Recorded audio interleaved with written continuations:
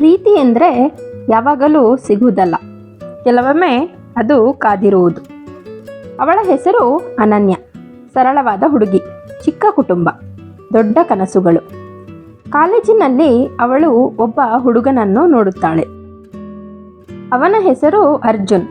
ತುಂಬ ಶಾಂತ ಸ್ವಭಾವ, ಜವಾಬ್ದಾರಿ ಗೊತ್ತಿರುವವನು, ಎಲ್ಲರಿಗೂ ಸಹಾಯ ಮಾಡುವವನು. ಅನನ್ಯ ಮೊದಲ ಬಾರಿಗೆ ಅವನನ್ನು ನೋಡಿದ ದಿನವೇ ಅವಳ ಹೃದಯ ಸ್ವಲ್ಪ ವೇಗವಾಗಿ ತಡಕಾಡಿತು. ಆದರೆ ಅವಳು ತನ್ನ ಪ್ರೀತಿಯನ್ನು ಎಂದಿಗೂ ಹೇಳಲಿಲ್ಲ. ಕಾಲೇಜು ಮುಗಿಯಿತು. ಜೀವನ ಇಬ್ಬರನ್ನೂ ಬೇರೆ ದಾರಿಯಲ್ಲಿ ಕರೆದೊಯ್ದಿತ್ತು. ಅರ್ಜುನ್ ಕೆಲಸಕ್ಕಾಗಿ ಬೇರೆ ಪ್ರದೇಶಕ್ಕೆ ಹೋದ. ಅನನ್ಯ ಮನೆಯಲ್ಲಿ ಮದುವೆ ಮಾತುಗಳು ಆರಂಭವಾದವು. ಮಗಳೇ, ನಿನ್ನ ಮದುವೆ ಮಾಡಬೇಕು. ಅನನ್ಯ ಹೃದಯದಲ್ಲಿ ಇನ್ನೂ ಅರ್ಜುನ್ ಇದ್ದ. ಅವಳು ಯಾರಿಗೂ ಹೇಳಲಿಲ್ಲ. ಒಂದು ದಿನ ಸೋಷಿಯಲ್ ಮೀಡಿಯಾದಲ್ಲಿ ಅವಳು ಅವನನ್ನು ನೋಡಿದಳು. ಅರ್ಜುನ್ ನಿಶ್ಚಿತಾರ್ಥದ ಫೋಟೋ. ಅವಳ ಕೈ ನಡುಗಿತು. ಅವಳು ತನ್ನ ಪ್ರೀತಿಯನ್ನು ಹೇಳದೆ ಅವನನ್ನು ಕಳೆದುಕೊಂಡಳು. ಕೆಲ ತಿಂಗಳ ನಂತರ ಅವಳ ಮದುವೆ ಆಯಿತು.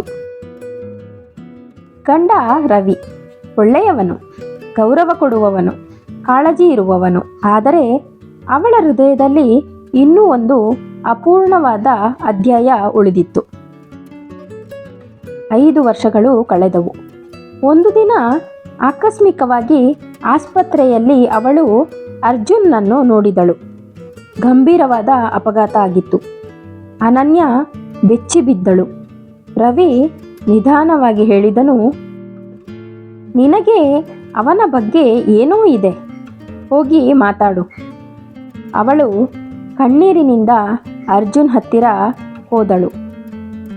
ಅರ್ಜುನ್ ಮೃದುವಾಗಿ ನಗುತ್ತಾ ಕೇಳಿದನು, ನೀನು ಖುಷಿಯಾಗಿದ್ದೀಯಾ? ಅವಳು ಮಾತಾಡಲು ಪ್ರಯತ್ನಿಸಿದಳು, ಆದರೆ ಮಾತುಗಳು ಹೊರಬರಲಿಲ್ಲ. ಅರ್ಜುನ್ ನಿಧಾನವಾಗಿ ಹೇಳಿದನು, ನಾನು ನಿನ್ನನ್ನು ಪ್ರೀತಿಸುತ್ತಿದ್ದೆ ಅನನ್ಯ, ಆದರೆ ಹೇಳಲು ತಡವಾಯಿತು. ಅವಳ ಹೃದಯ ಒಡೆದಂತಾಯಿತು. ಅವಳು ಅವನ ಕೈ ಹಿಡಿದು ಹೇಳಿದಳು, ನಾವಿಬ್ಬರೂ ತಡ ಮಾಡಿದ್ದೇವೆ ಅರ್ಜುನ್. ಕೆಲ ದಿನಗಳ ನಂತರ ಅರ್ಜುನ್ ಇರಲಿಲ್ಲ. ಅನನ್ಯ ಮನೆಗೆ ಬಂದು ರವಿಯ ಜೊತೆ ಮೌನವಾಗಿ ಕೂತಿದ್ದಳು. ರವಿ ಮೃದುವಾಗಿ ಹೇಳಿದನು,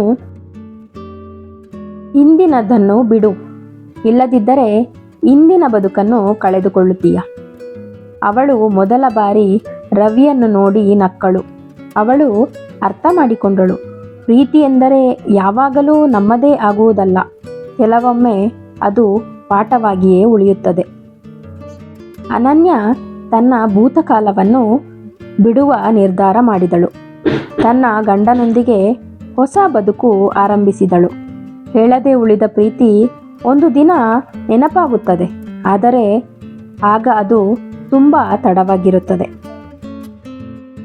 ಈ ಕತೆ ನಿಮಗೆ ಇಷ್ಟ ಆಯಿತು ಅಲ್ವಾ?